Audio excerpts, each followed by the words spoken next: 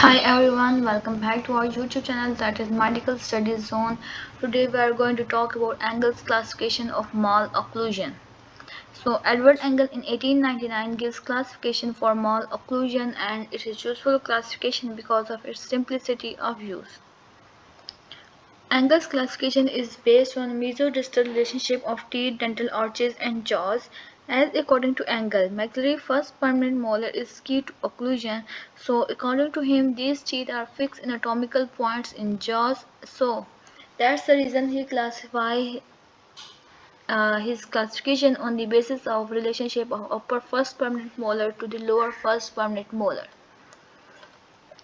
Talking about the classification scheme of Engel classification, it has class 1 malocclusion, it has class 2 malocclusion, and it has class 3 malocclusion. Class 2 malocclusion is further classified into division 1, in division 2, and subdivision, and class 3 malocclusion is further classified into true class 3 malocclusion, pseudo class 3, and subdivision. And now we will talk about them one by one about each of the class. So starting with the Engel's class 1 malocclusion. Engel's class 1 malocclusion is characterized by a normal inter-arch molar relationship, that is, mesio-buccal cusp of first permanent molar occludes in the buccal groove of mandibular first permanent molar.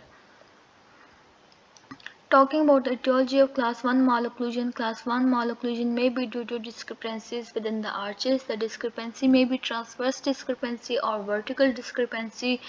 And the second etiology for class 1 malocclusion may be dental irregularities, that may be crowding, spacing, rotation, and missing teeth.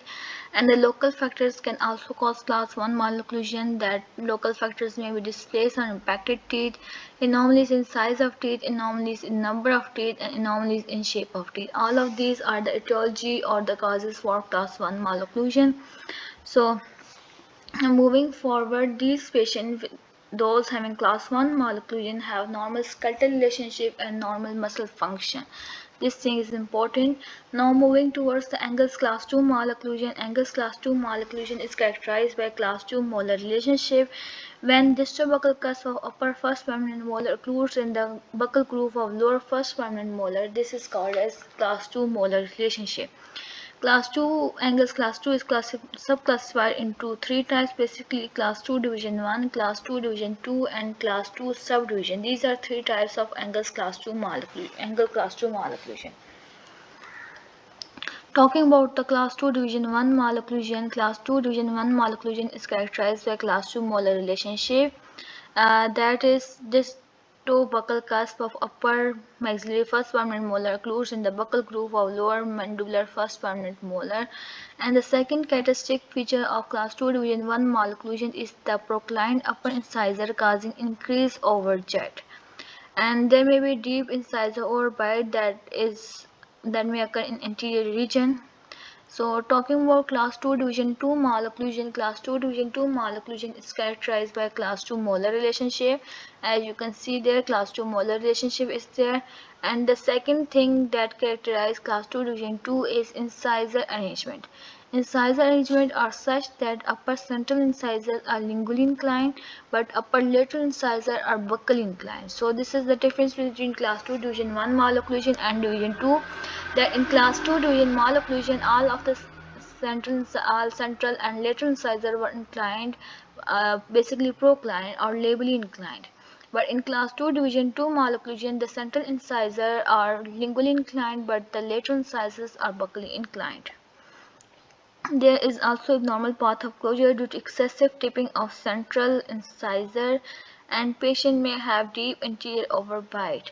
And upper, if we talk about the upper dental arch shape in the class 2 division malocclusion, as there is lingually inclined upper central incisor and buccally inclined upper lateral incisor, the arch shape becomes squarish type, while in class 2 division 1 malocclusion, arch shape is V-shaped or triangular shape or narrow arch, but in class 2 division 2 malocclusion, the arch shape is squarish or square shaped. So this is basic difference between class 2 division 1 and division 2. The arch shape that is caused by the arrangement of incisors. Now moving towards class 2 subdivision. Class 2 subdivision is characterized as when class 2 malocclusion is in one side and class 1 malocclusion on another side. That type of occlusion is called as class 2 subdivision. It is further classified into class 2 division 1 subdivision and class 2 division 2 subdivision. So if there is class 2 division one malocclusion then and subdivision, so it is class 2 division 1 subdivision, and so in the case class 2 division 2 subdivision. Now moving towards angles class 3 malocclusion. Angles 3 class 3 malocclusion is characterized by class 3 molar relationship, that is when mesiobuccal cusp of upper first permanent molar occludes with interdental space between first and second mandibular permanent molar. That is called as angles class 3 malocclusion, and it's classified in three categories: true class 3 malocclusion, pseudo class 3 malocclusion, and class 3 subdivision. So there is a typo mistake, that is subdivision class 3 subdivision basically. So talking about true class 3 malocclusion, this is malocclusion of genital region, and it may be due to excessively large mandible, or when this mandible is forwardly placed, or when there is maxilla that is smaller than normal, and when there is retroposition maxilla or posteriorly positioned maxilla that can also cause true class 3, or any of the combination of above things can cause true class 3 malocclusion. Talking about pseudo class 3 malocclusion, malocclusion of this type is due to forward movement of mandible during jaw movement, and it is also called as postural class 3 or habitual class 3. The causes of pseudo class 3 malocclusion may be presence of occlusal prematurities, premature loss of deciduous posterior, and child with large adenoids. These are the causes for pseudo class 3 malocclusion because they cause the movement of mandible to move forward during jaw movements, and that causes pseudo class 3 or habitual or posterior class 3 malocclusion. So next we will talk about class 3 subdivision. Class 3 subdivision is characterized by when there is class 3 relationship in one side and class 1 relationship on another side. It is called as class 3 subdivision.